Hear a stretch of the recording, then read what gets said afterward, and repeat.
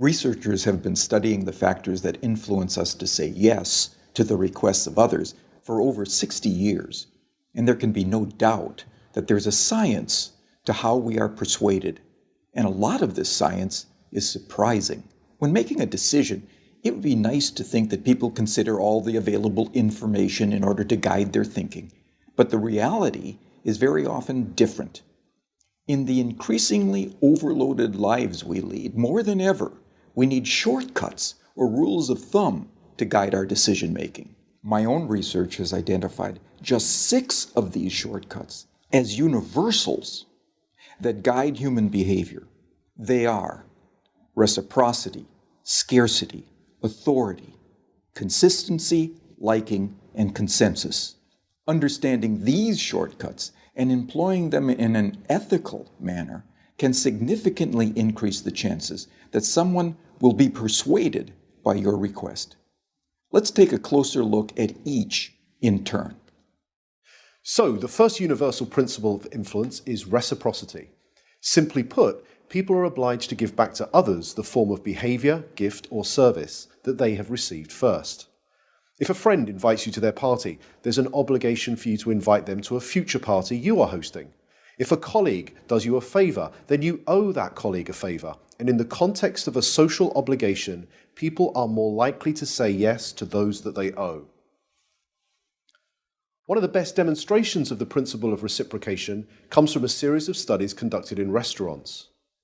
So the last time you visit a restaurant, there's a good chance that the waiter or waitress will have given you a gift, probably at about the same time that they bring your bill. A liqueur perhaps, or a fortune cookie, or perhaps a simple mint. So here's the question.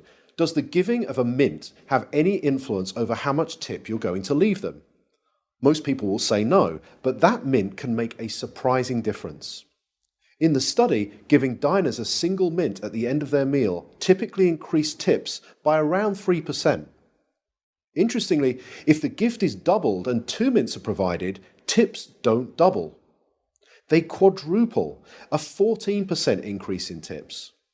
But perhaps most interestingly of all is the fact that if the waiter provides 1 mint, starts to walk away from the table, but pauses, turns back, and says, "For you nice people, here's an extra mint," tips go through the roof. A 23% increase, influenced not by what was given, but how it was given. So the key to using the principle of reciprocation is to be the first to give and to ensure that what you give is personalized and unexpected. The second universal principle of persuasion is scarcity. Simply put, people want more of those things they can have less of. When British Airways announced in 2003 that they would no longer be operating the twice-daily London-New York Concorde flight because it had become uneconomical to run, sales the very next day took off. Notice that nothing had changed about the Concorde itself. It certainly didn't fly any faster, the service didn't suddenly get better, and the airfare didn't drop. It had simply become a scarce resource, and as a result, people wanted it more. So when it comes to effectively persuading others using the scarcity principle, the science is clear. It's not enough simply to tell people about the benefits they'll gain if they choose your products and services. You'll also need to point out what is unique about your proposition and what they stand to lose if they fail to consider your proposal. Our third principle of influence is the principle of authority, the idea that people follow the lead of credible, knowledgeable experts. Physiotherapists, for example, are able to persuade more of their patients to comply with recommended exercise programs if they display their medical diplomas on the walls of their consulting rooms. People are more likely to give change for a parking meter to a complete stranger if that requester wears a uniform rather than casual clothes. What the science is telling us is that it's important to signal to others what makes you a credible, knowledgeable authority before you make your influence attempt. Of course, this can present problems. You can hardly go around telling potential customers how brilliant you are, but you can certainly arrange for someone to do it for you.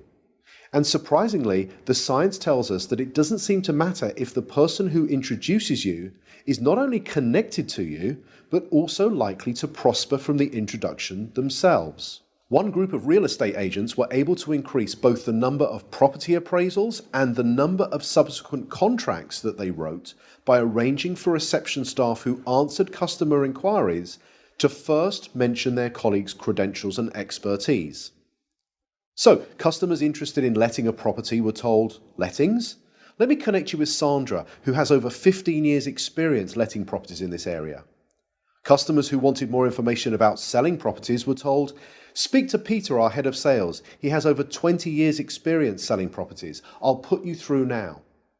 The impact of this expert introduction led to a 20% rise in the number of appointments and a 15% increase in the number of signed contracts. Not bad for a small change informed from persuasion science that was both ethical and costless to implement.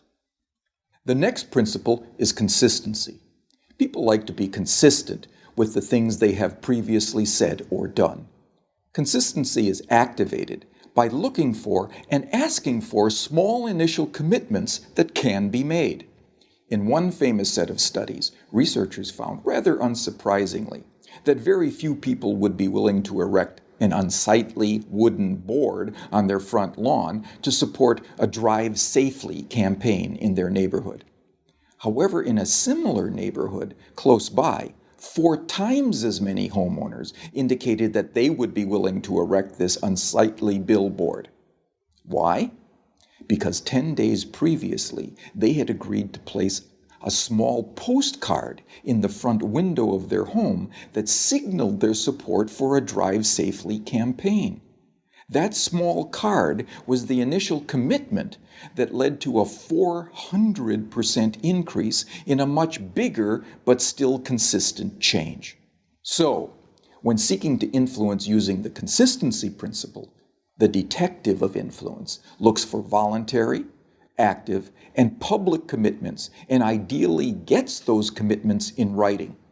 For example, one recent study reduced missed appointments at health centers by 18%, simply by asking the patients rather than the staff to write down appointment details on the future appointment card.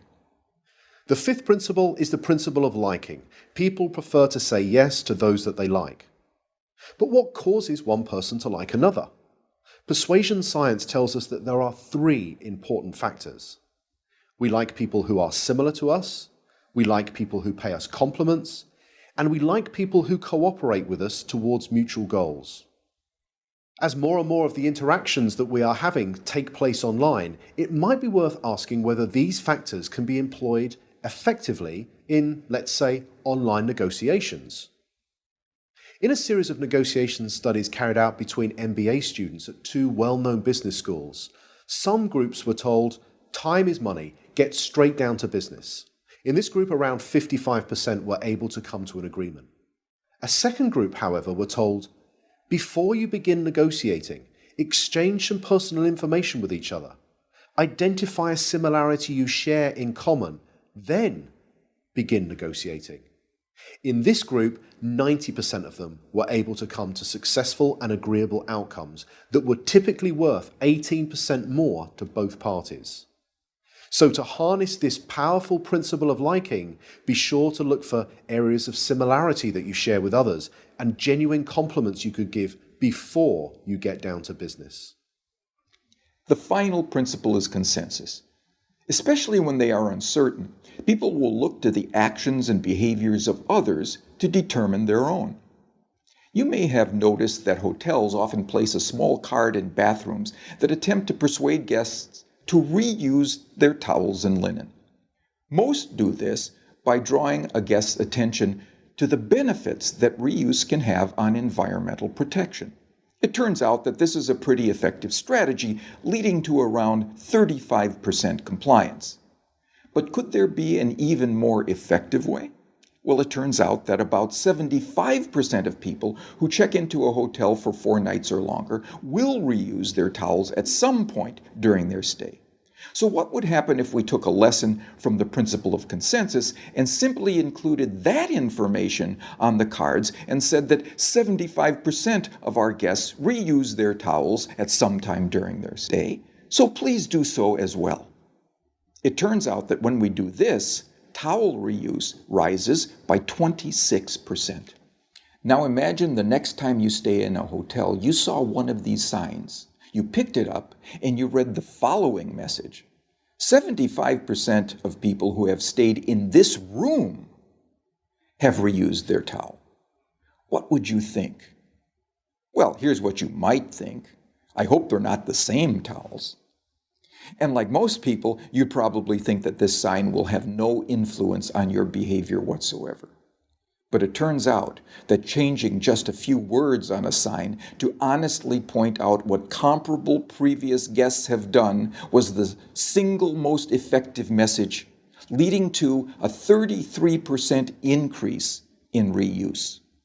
So, the science is telling us that rather than relying on our own ability to persuade others, we can point to what many others are already doing, especially many similar others.